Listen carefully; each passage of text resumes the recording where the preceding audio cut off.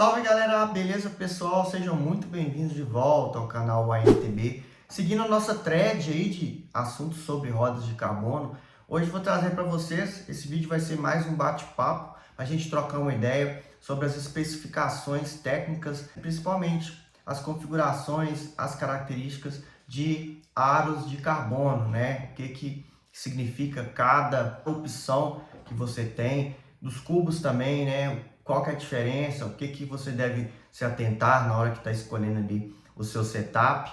Então, pessoal, eu vou aproveitar que eu tirei essas rodas aqui da minha bike, são rodas do meu uso, tá? Para quem conhece o canal aí, sabe que eu adquiri essas rodas aqui há mais de 2 anos. Essas rodas só na minha bike full já rodaram 4.000 quilômetros e na hardtail mais ou menos uns 1.000 a 1.500. Então a gente está falando aí de uma roda, de um conjunto de roda que rodou mais ou menos 5.000 quilômetros. Com isso eu tenho uma certa propriedade para falar do produto que eu utilizo e também ao longo desse tempo, que a gente está falando aí de mais de 2 anos com o produto, eu aprendi muita coisa, né? As coisas evoluíram também e eu vou compartilhar um pouco disso para vocês no vídeo de hoje, tá? Pessoal, eu posso entrar em algum tópico aqui que pareça óbvio para você, tá? Mas se eu estou falando no vídeo, é porque em algum momento algum inscrito me procurou, algum inscrito teve essa dúvida, tá? Esse vídeo vai servir de consulta para quando alguém me procurar, né? Claro que eu não vou conseguir abranger tudo aqui, pode ser que eu não consiga falar ou que eu não lembre de falar alguma característica, mas eu vou tentar ao máximo, né, de acordo com o meu aprendizado, do meu conhecimento aí, compartilhar com vocês. E caso, mais uma vez, eu entre num tópico que pareça óbvio para você, só adianta o vídeo e vai para o próximo tópico, tá? Eu costumo sempre brincar que não existe pergunta idiota, né? Existe o idiota que não pergunta, né? Isso é até um ditado popular aí que a gente escuta. Então, não estranhe se eu parecer redundante, se eu estiver falando uma coisa aqui que é óbvia demais, mas é para ficar a título informativo nesse vídeo e ele ficar o mais completo possível. Bom, pessoal, primeiramente eu vou apresentar essa roda, eu vou falar rapidamente, até para não ser redundante demais, porque já tem vídeo no canal de unboxing, de primeiras impressões desses aros, desse setup de roda. A única coisa que eu mudei, já tem vídeo no canal, é os cubos, né, que eu troquei com cerca de 1 ano atrás, eu coloquei esse cubo, mas de lá para cá eu já rodei uns 3.000 quilômetros, 2.800 quilômetros aí com esses cubos aqui. Como eu disse, eu aproveitei que eu tirei para revisar as rodas, né?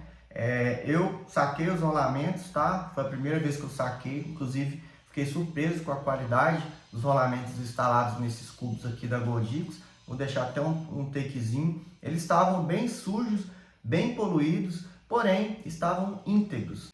Tanto a parte de vedação dele, quanto a estrutura, né? A estrutura do rolamento em si, as pistas, não tinha nada de folga. E eu fiz a limpeza, fiz a relubrificação e instalei novamente aqui nos cubos. Aproveitei também para voltar com o sistema tubeless, tá? Para quem acompanha também o canal, recentemente eu troquei os pneus aí meio que às pressas, um dia antes de fazer o pedal, eu não consegui aproveitar a fita tubeless que estava anteriormente, eu tive que colocar a câmera.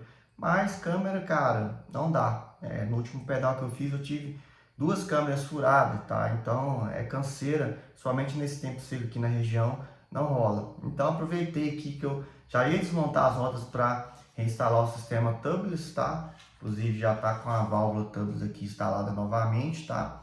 E fazer a revisão dos cubos, tá? Vou fazer a revisão do cubo traseiro também do sistema ratchet e, enfim, a roda vai ficar nova em folha. Bom, pessoal, então voltando aqui ao setup de rodas, vou falar rapidamente, como eu disse, para não ficar muito redundante, mas essas rodas são aros de carbono de 33 milímetros, tá? De largura externa, 27 milímetros de largura interna e 29 milímetros de profundidade. É uma roda de 28 furos, um aro de 28 furos, e ele é do tipo assimétrico, tá? Já vou entrar em detalhes dessas configurações. É um aro assimétrico e ele é o sistema hookless, também conhecido como clincher hookless, tá? Já vou entrar em mais detalhes. Além disso, é um aro que pesa aproximadamente 440 gramas, não é dos aros mais leves. Também vou falar da versão Super Light daqui a pouco para vocês. E sobre marca, pessoal, eu comprei esse aro da Rite, né, que é uma marca conhecida aí no AliExpress, assim como a Lexon.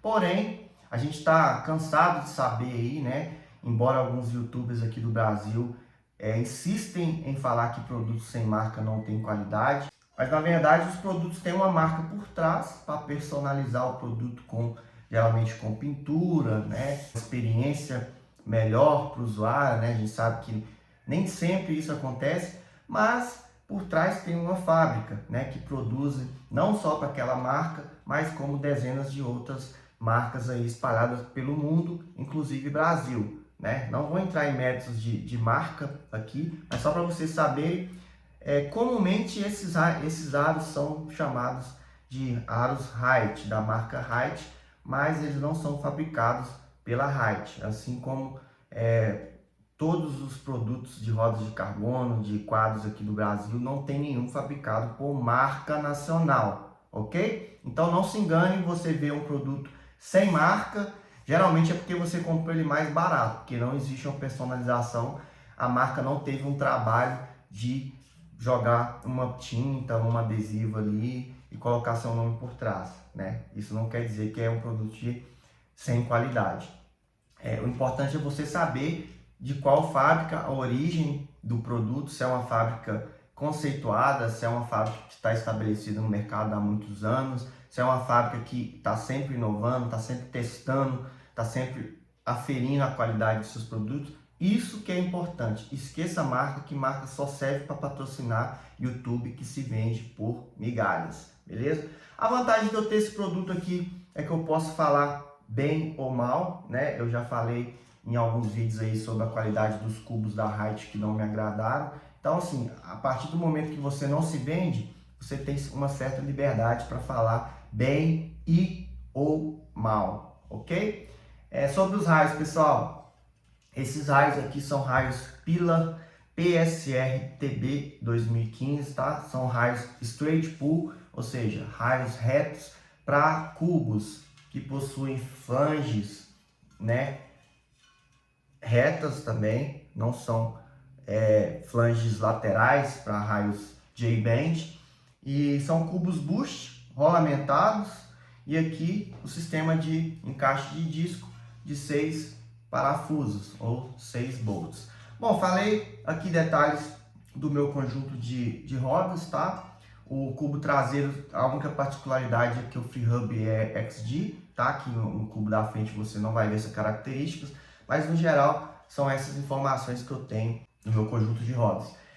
Bom, pessoal, agora vamos começar falando aqui de configurações de aro, tá? Especificamente aqui aros de carbono, e eu vou focar aqui na linha de mountain bike, tá? Não vou me estender para a linha road, para a linha de rodas gravel, porque senão vai ficar longo demais o vídeo. Mas focando aqui no MTB, o que a gente tem de configuração hoje disponível? Assim, eu vou focar também nas coisas mais novas, o que tem de mais moderno, e focar também na montagem padrão, aqui que utiliza raios de aço, né, no geral, nipples, enfim, não vou entrar no mérito aqui de raios, de montagem que tem setup de rodas aí de carbono, de corda, enfim, rodas rígidas, né, toda em carbono. Aqui a gente está falando de raiação padrão, né, não é um conjunto de rodas simples, né, a gente já saiu do simples aqui, mas é um conjunto de rodas padrão, convencional, tá? Então a primeira coisa, sobre aros, pessoal, a primeira coisa que vocês devem observar é a quantidade de furos, tá?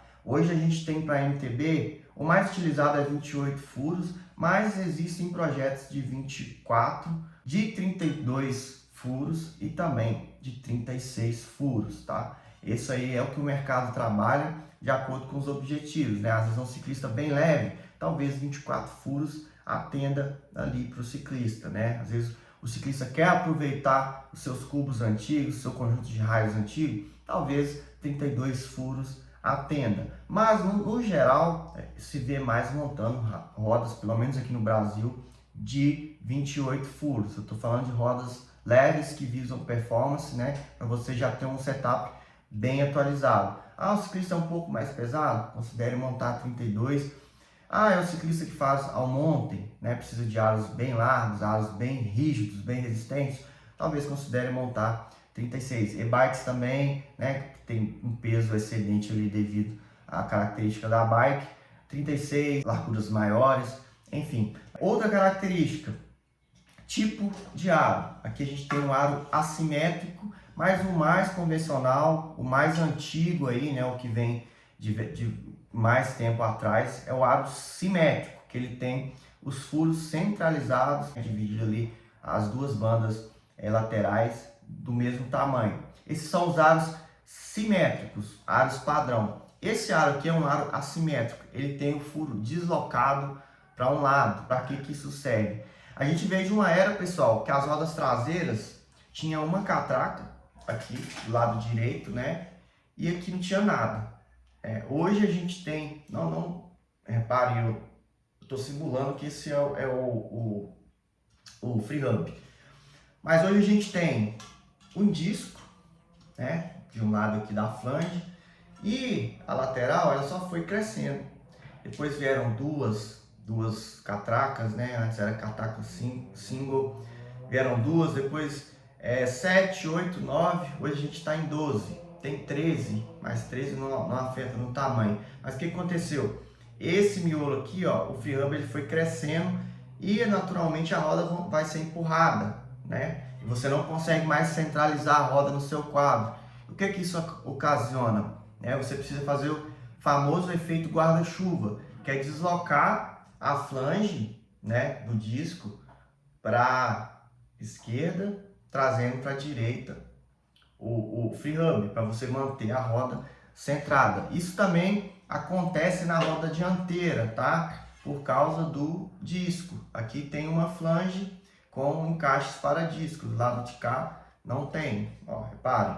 Então também tem esse efeito guarda-chuva, porém menor na roda da frente. Então com isso, para você fazer o guarda-chuva, você precisa tensionar, né, o seu lado do free hub com mais pressão, né, mais quilograma força de um lado da roda. Com isso, do outro lado, naturalmente vai ter menos tensão e sua roda não vai estar rígida o suficiente, né, para determinados tipos de atleta, né?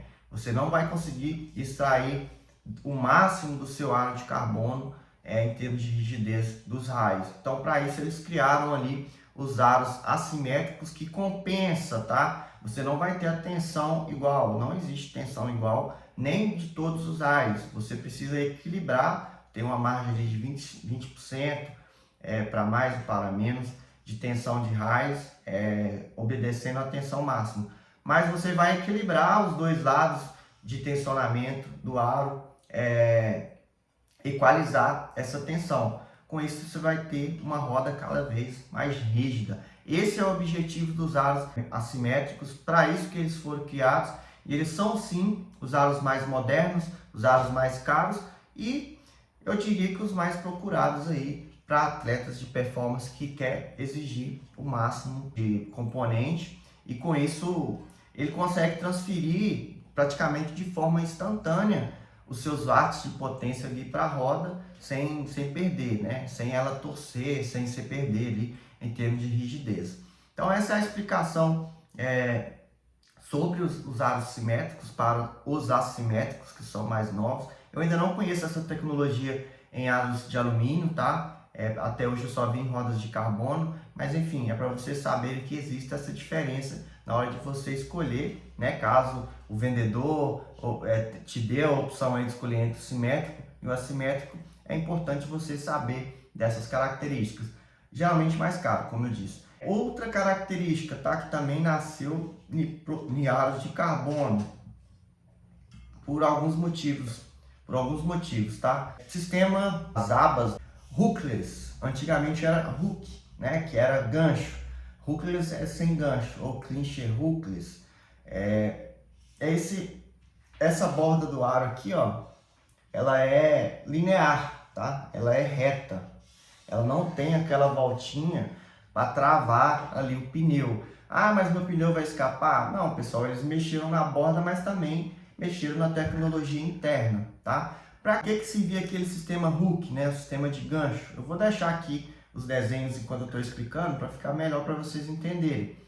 Mas aquele sistema, pessoal, existiam estudos que dependendo da pressão que você aplicasse no pneu, o pneu explodia para fora. Tipo, imagina um pneu de 90, 120 PSI, ele não tem estrutura suficiente igual o pneu de carro para aguentar somente nas bordas aqui do aro. Então eles criaram aquele gancho para prender ali, geralmente o pneu tinha um arame, né, que ele prendia do pneu não escapar na roda sob pressão, tá? Mas hoje a gente tá na era tubeless, né, que você diminui a pressão, você não usa mais pressões tão altas, principalmente aqui para o MTB, tá? Mais uma vez, focando no MTB, você usa em torno de 28, 30, sei lá, no máximo 35 PSI.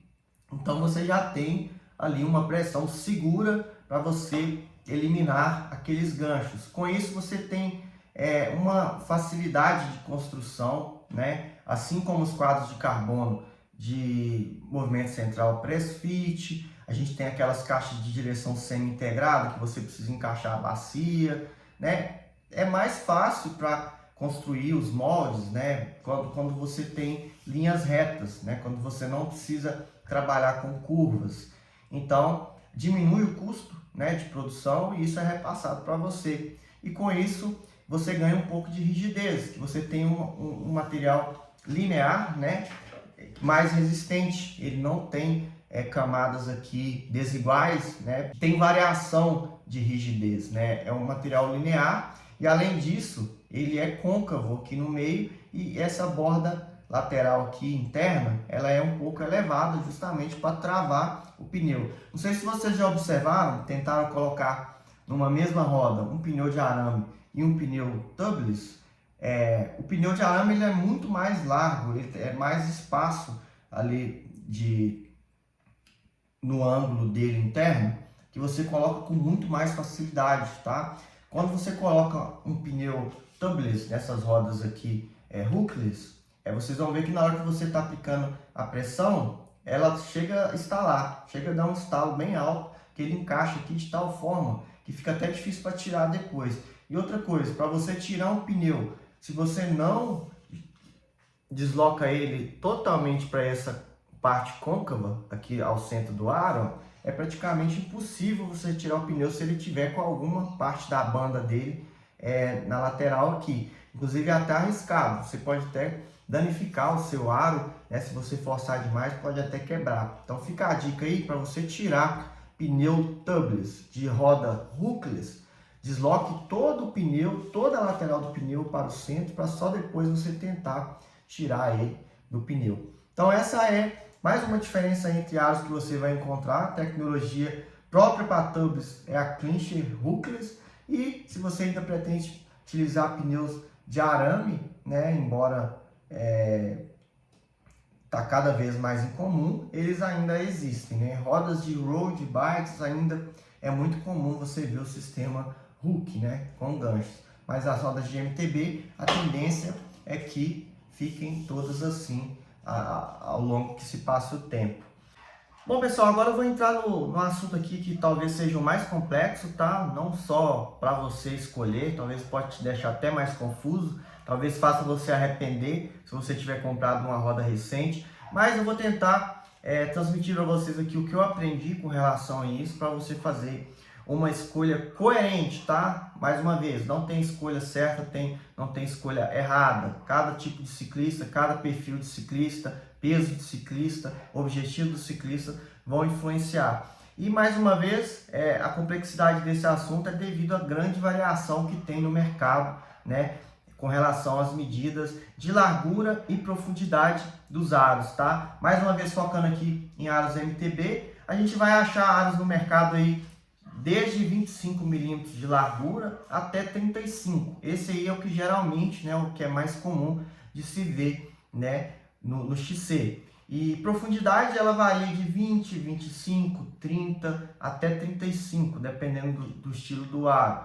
Você vai ver também uma pequena variação ali de 1 milímetro para mais ou para menos, alguns números ímpares. Por exemplo, esse aqui é 29, não é 30, que ele é um aro assimétrico, né? No caso do simétrico de 33 milímetros ou 35, ele já vai ter a medida de 30, já é o número par. Então tem essas pequenas variações, que na prática essa pequena variação de 1 milímetro ali não influencia tanto, mas se você pegar um de 20 para um de 35 ou um de 30, já tem bastante diferença. E para que isso serve, pessoal? Parece bem óbvio, né? Eu escolhi o aro mais fino com a menor profundidade. Obviamente eu vou ter um conjunto ali mais leve. Porém, deve ser levado em consideração, mais uma vez, o peso do ciclista, tá? Você for um ciclista muito pesado, tá? Que exige muito da bike, esse aro fino e estreito, ele não pode te dar rigidez suficiente para aguentar o seu peso. Ele pode acabar fadigando, pode acabar torcendo, né? E você tendo perdas em vez de benefícios. Então, a primeira questão que você deve levar em consideração é o peso. Segundo, objetivo. Você é um ciclista que visa mais conforto, né? Mais estabilidade, ou você visa mais rigidez? Você prefere ter uma roda mais rígida, abrir um pouco mão do conforto, e ter roda rígida, ter uma roda aerodinâmica para grandes velocidades, para circuitos mais planos, de XCM, por exemplo, ou você é um ciclista de XCO, de short track, né, do XCC, né, de trecho misto, que pega estradão com muita subida, muita descida técnica, né, e você precisa de aros robustos, né, que te dá estabilidade, e também de aros confortáveis. Então tem que equilibrar todos esses pontos, todas essas ações para você escolher da melhor forma o seu aro, tá? Em resumo, pessoal, quanto mais largo for o aro, mais estabilidade, mais rigidez ele vai te dar. Profundidade já entra o termo de rigidez, abre mão um pouco do conforto. Quanto maior a profundidade, mais aerodinâmica e menos confortável e mais rigidez você vai ter, tá? E ainda tem a questão das versões light, né, desses aros, que a versão no mercado eles chamam de SLs, a famosa Super Light, que tem as mesmas medidas, né, o mesmo nível de acabamento, porém utiliza uma fibra de carbono mais leve, ou economiza na parte estrutural aqui em alguns materiais, que é justamente visando o ciclista que quer tirar o máximo de peso ali, né, sem comprometer a sua segurança dentro da margem. Então não pense você que você vai comprar, sei lá, com seus 90, 100 quilos, você vai comprar a versão Super Light, que é a versão mais top do mercado, um raio fino, um raio com pouca profundidade, que ele vai te aguentar, tá? Então tem que tomar muito cuidado nessa escolha, tá? Reparem que nas provas de triatlon ali de contra-relógio,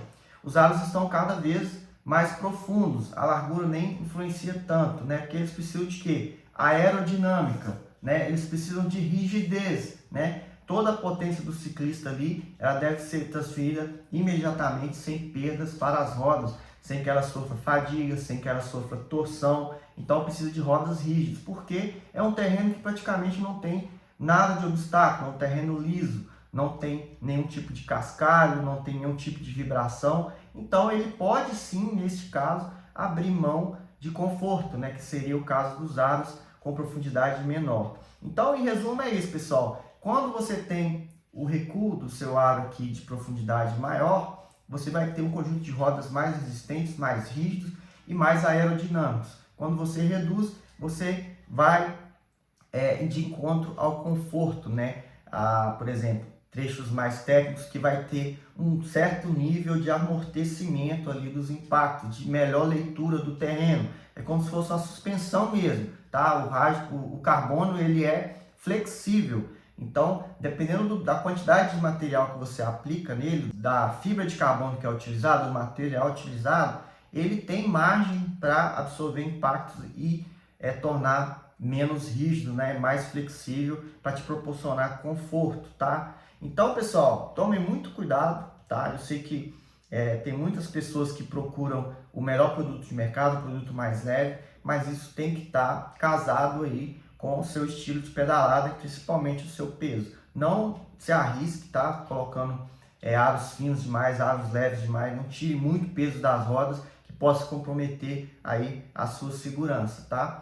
Eu acho que é isso, pessoal. Se eu tiver esquecido de falar algo relacionado a esses essas medidas. Como eu disse, é um assunto muito complexo, é muito pessoal, mas esses aros aqui, eles me atendem super bem. Ele tem um conforto, né, porque ele não é do mais largo e nem com a profundidade maior. Ele está aqui entre o intermediário, mas hoje já tem 33 milímetros de 25, por exemplo, versão Superlight, que pesam cerca de 100 gramas a menos que esse aqui, tá? Mas isso é evolução natural do esporte e isso também envolve um investimento alto, tá? Quanto mais leve, mais caro, lembre-se disso. Então é esse o resumo aqui dos aros, finalizo por aqui e agora vamos para os raios.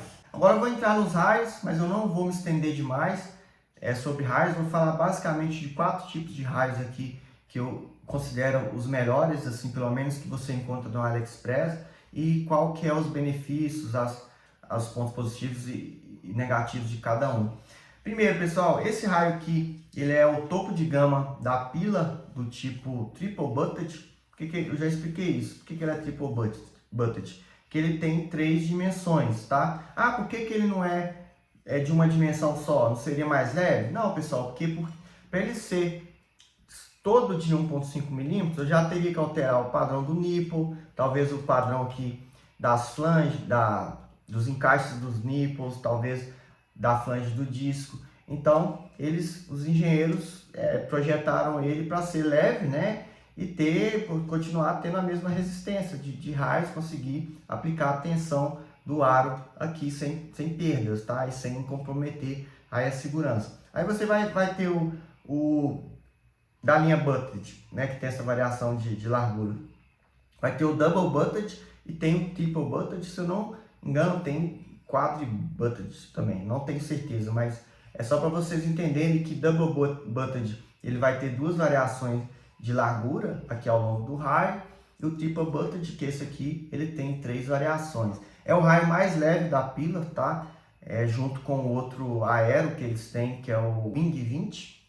Qual que é a diferença dos dois? Que esse é round, esse é redondo, e o outro é chato, né? O raio Blade, o famoso raio aero. Eles têm o mesmo peso e as mesmas características de peso, né? Além disso, qualquer aro desse, seja o Wing 20 ou o PSR TB 2015, ele vai ter como característica você poder escolher entre o Straight Pull ou o J-Bend, né? Ele vai servir tanto para roda de cubos de flanges retas, né? Para raios retos, ou os cubos convencionais aí de flanges laterais, que é o guarda-chuva. É só na hora da escolha do raio que você vai ter essa diferença. Vantagem e desvantagem de cada um. Galera, é muito particular isso, né? Eu já mostrei que montagem dessas rodas de raios retos, eu acho bem mais simples, tá? Eu acho bem mais moderno esse sistema aqui de raios retos. E se vocês observarem, os cubos de mercado topo de gama, não só aqui da Goldix, mas, por exemplo, da DT Swiss, 180 ou 240, já praticamente não existe mais flanges para raios J-Bend, tá? A tendência é que siga aqui raios retos. E a questão dos encaixes dos nipples aqui são de 2 mm, tá? Padrão 14G. Os nipples são de alumínio.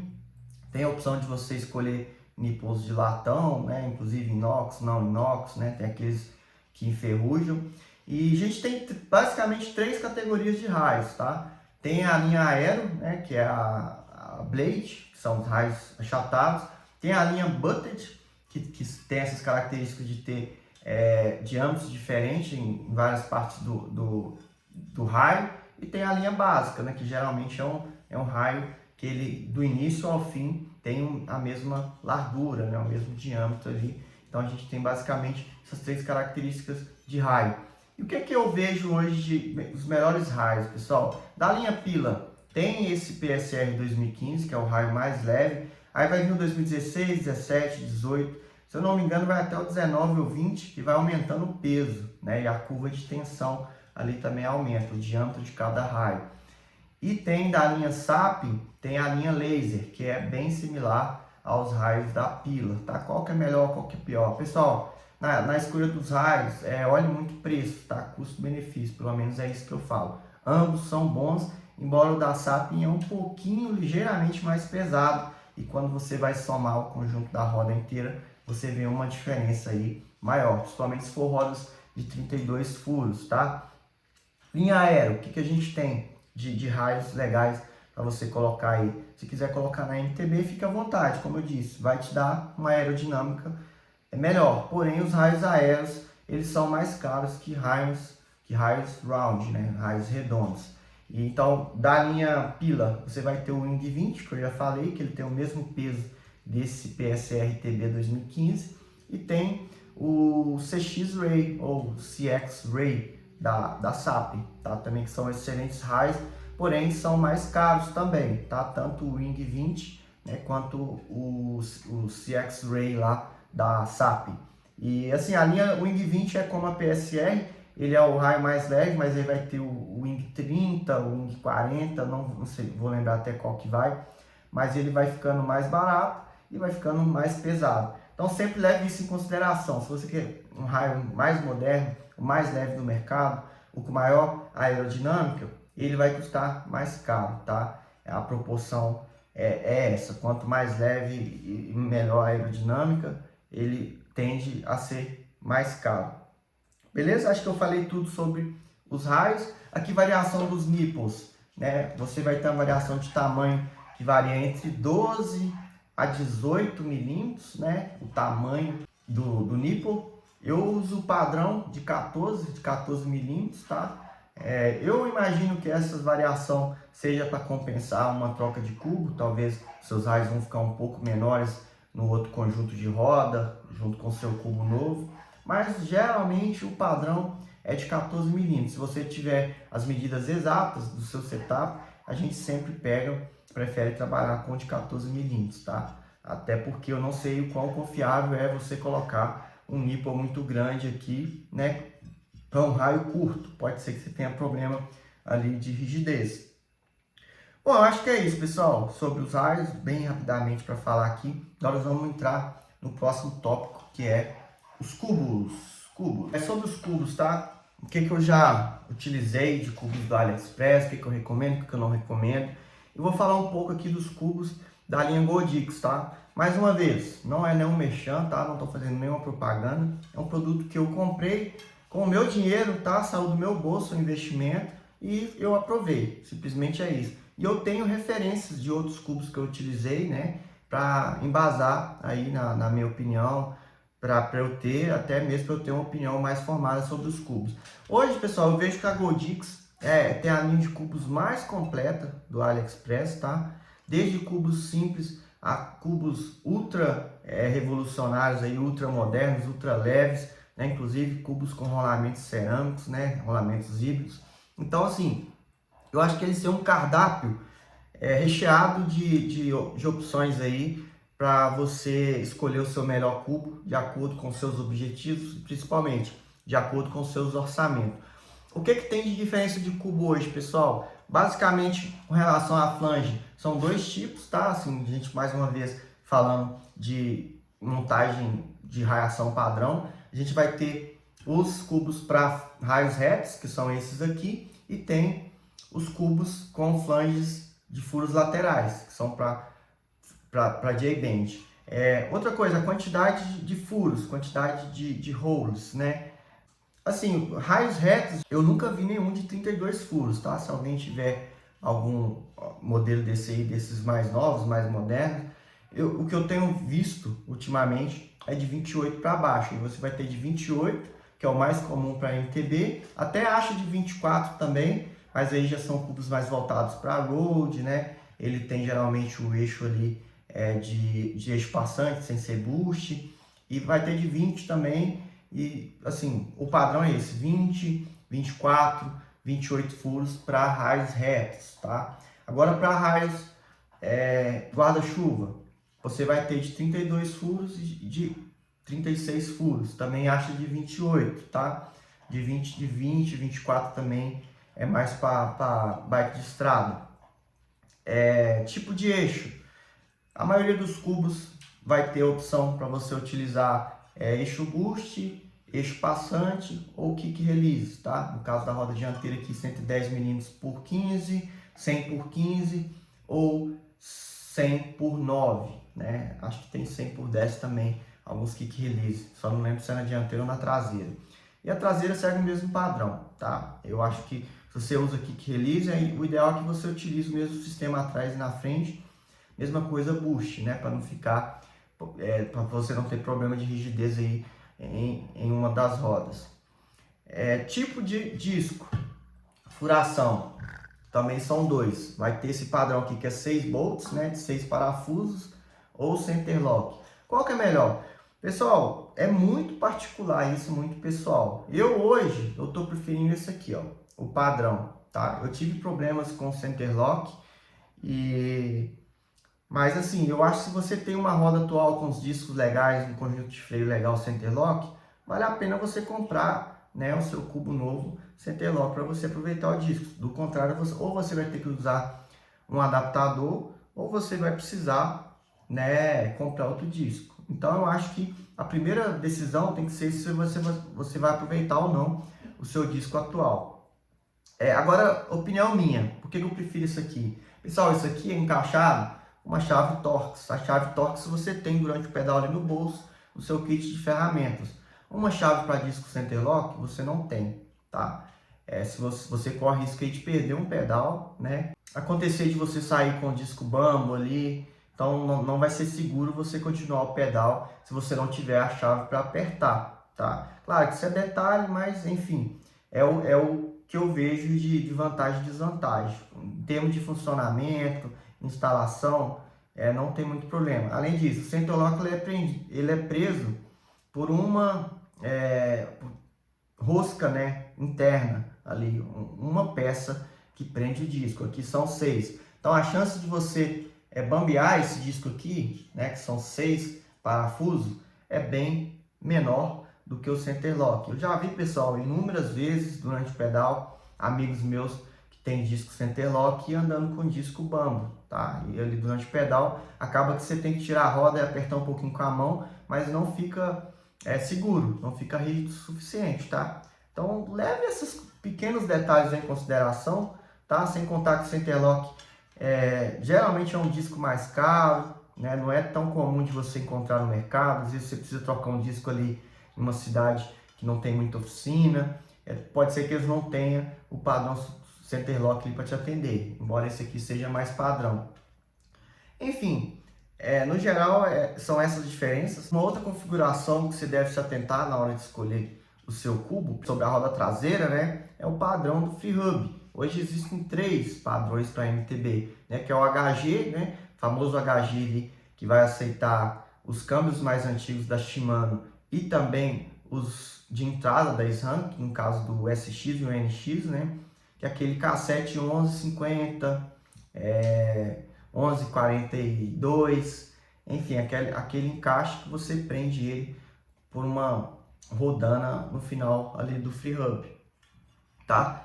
E para a linha SRAM, dos GX acima, tem o XG, né? Ou você pode até encontrar o XGR, né? Que é o XDR, que ele tem um espaçamento de 1.8 milímetros, mas ele vai ser compatível. Você precisa só usar o espaçador ali quando você for montar um cassete de MTB. Esse cassete ele foi desenvolvido mais para road, né? Acaba que ele é compatível para MTB também, porém ele tem que usar um espaçador ali para ele não ficar com folga. E para a linha Shimano, você tem o MS, né, que é o microspline, ou microspline, como algumas pessoas falam aí. E, bom, basicamente são essas 3 variações de FreeHub que você também deve se atentar. Fora isso, tecnologia do ratchet, tá? A gente vai ter basicamente 2 mais comuns, que é a de macaquinhos, né, que tem aquelas garras. Aí vai variar 3, 4, 6 macaquinhos. E além disso, cada macaquinho ele pode ser single, né, ele pode ter uma trava única ou ele pode ser multi-travas. Eu já vi macaquinhos aí 6x3, né, que ele tem 6 macaquinhos e cada macaquinho tem 3 travinhas, né? Aquilo torna o sistema mais resistente e mais preciso, né, do que um de 3, por exemplo. E tem os famosos hatchet, né, que são aquele conjunto de engrenagens, que eles são mais modernos que o sistema de macaquinhos, porém eles são mais sensíveis, eles são mais difíceis de fazer revisão, né, são mais peças ali em contato para você trocar, né? Então ele está mais associado à performance, né, a componentes mais modernos do que a durabilidade, tá? Tenha isso sempre em mente. Historicamente falando aqui, ao longo do tempo que eu tô com o canal, relatos de inscritos, enfim, de uso mesmo, relatos de uso, que a tendência é que quanto mais engrenagens, né, mais T ali, mais frágil se torna o sistema de engrenagens, porém mais precisos e mais leve. Por exemplo, a gente começou com o hatchet 18T, que ele tinha duas engrenagens, uma acoplava na outra, tá? São duas engrenagens, duas molas que agiam para empurrar, e os dentes eram bem mais espaçados, né? Eram dentes mais espaçados porque tinham menos engrenagens, então era muito mais resistente esse sistema. O 36T, né, a evolução entre 18T, segue a mesma tendência também de duas engrenagens, uma sendo pressionada contra a outra, porém diminui um pouco o recuo, mas ele também é bastante resistente. Quando você começa a falar 4T, que ainda tem aquele sistema de duas molas, né? Eu vou entrar no outro assunto aqui, que é outro padrão, outra evolução do hatch, que é o 52T e o 72T. Mas o 56, o 60, 60T, continua com aquele sistema de duas molas pressionando, porém vai diminuindo ali a quantidade de material, ele vai ficando menos espaçado para ficar mais preciso, para ter menos delay possível. Porém, menos material, o que acontece? Mais fadiga, mais desgaste prematuro, é o que ocorre nesse sistema com mais T, tá? Depois a gente entra no sistema hatchet New EXP, né, que é o New EXP, que ele tem apenas uma mola e apenas uma engrenagem solta e ela é empurrada contra o cubo, tá? Mesma coisa, tendência de mercado, diminuir peça, diminuir custo de produção, diminuir atrito, melhorar o problema de delay, né? A capacidade ali de acoplamento, ser mais ágil. E esse sistema praticamente, pessoal, você roda o pedal para trás e joga para frente de novo, é praticamente zero de perda, tá? De delay ali durante a pedalada, ou seja, na hora que você põe potência, imediatamente já é transferido para as rodas.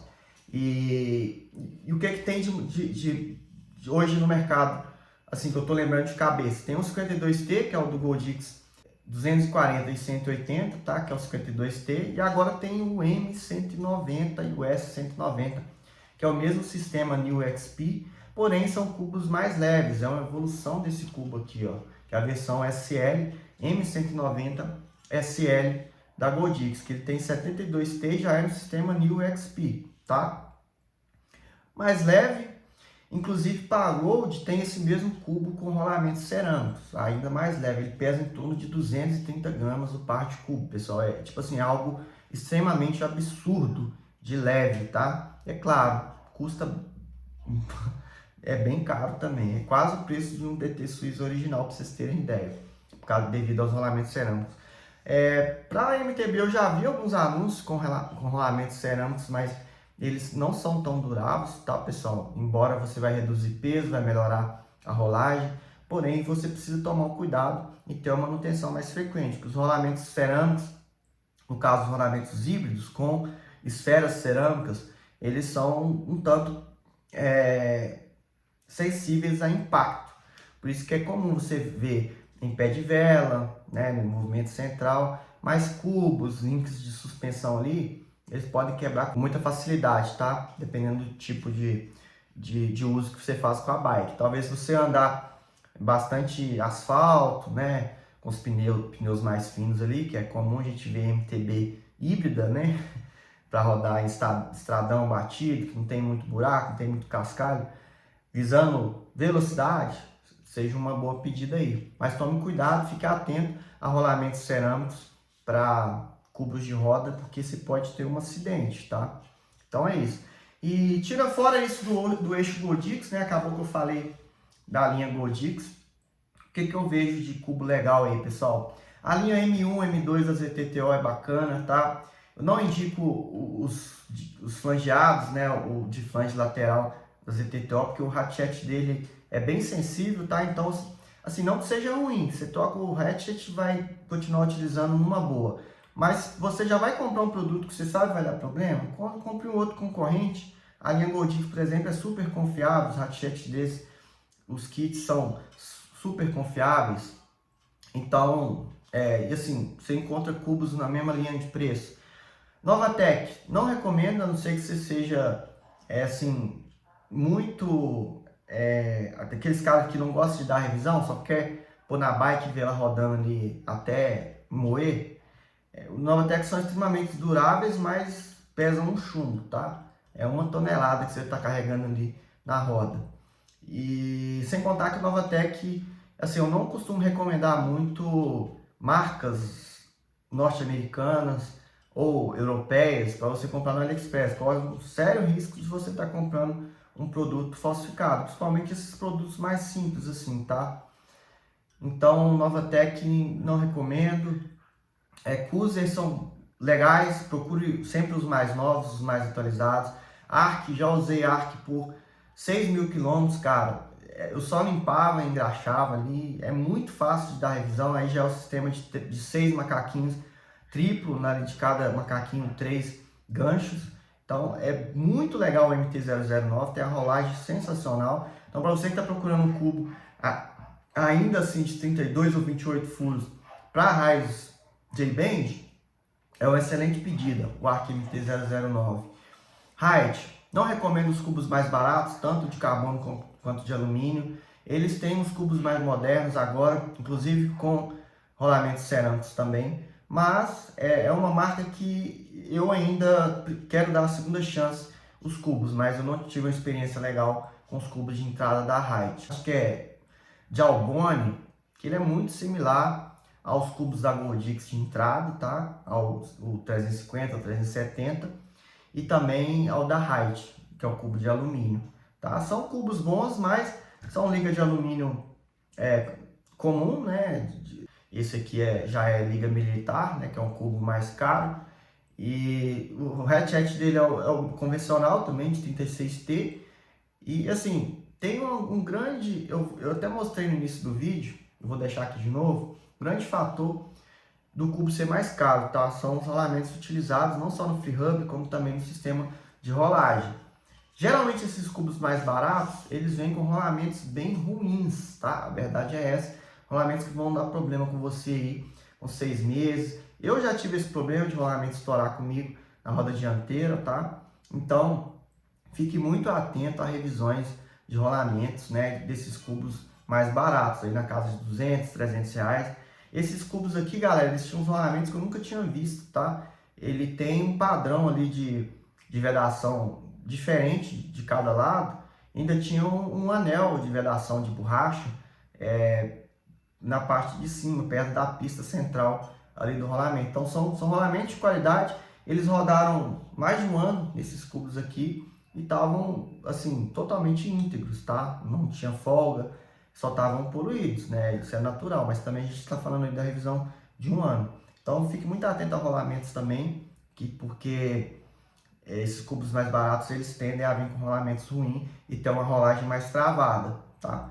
Então é isso, pessoal. Acho que eu falei demais da conta, mas você sabe que eu gosto de tentar explicar ao máximo aqui todas as informações, transmitir tudo que eu aprendi até hoje para vocês. Espero ter ajudado, tá? E é claro, dá muito trabalho fazer esse vídeo, pessoal. Eu não tenho nem script aqui para ficar consultando, para ficar colando aqui, para trazer para vocês. É tudo no meio da correria, no momento que eu tirei minhas rodas ali da bike para revisar. Então com isso eu conto com você para deixar seu like, para se inscrever no canal se não é inscrito, porque eu faço isso aqui por gosto, eu não cobro nada por isso. Então eu acho que também não custa nada para você se inscrever no canal, deixar seu like aí e compartilhar esse vídeo com seus amigos aí, caso tenham gostado, beleza? Um abraço para vocês e até o próximo vídeo. Falou, galera, valeu!